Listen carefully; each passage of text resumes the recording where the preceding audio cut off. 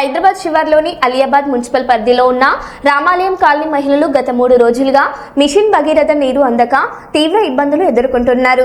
త్రాగునీరు అందించాలంటూ ఖాళీ బిందెలతో వీధుల్లో నిరసన తెలిపారు. అధికారులు ఫోన్ చేస్తే ఒకరిపై ఒకరు నిందలు వేసుకుంటున్నారని మహిళలు ఆవేదన వ్యక్తం చేశారు. త్రాగునీటి సమస్యను తక్షణమే పరిష్కరించాలని ప్రభుత్వాన్ని డిమాండ్ చేశారు.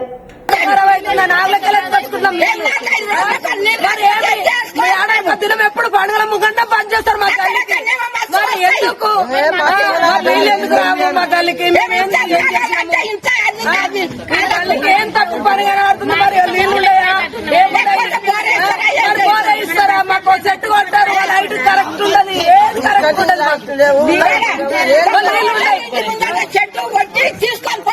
మరి ఏంటి ఎందుకు ఉండదు తల్లికి? మరి ఏం ఖరాబ్ ఉంది? వీళ్ళందరి గల్లలు మాట్లాడుతున్నారు.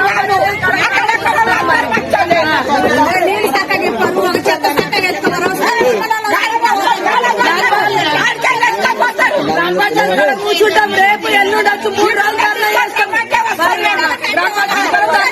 బిందెలు పండుగలు అప్పుడే అయిపోయాడు. ఎప్పుడు 3-4 రోజులు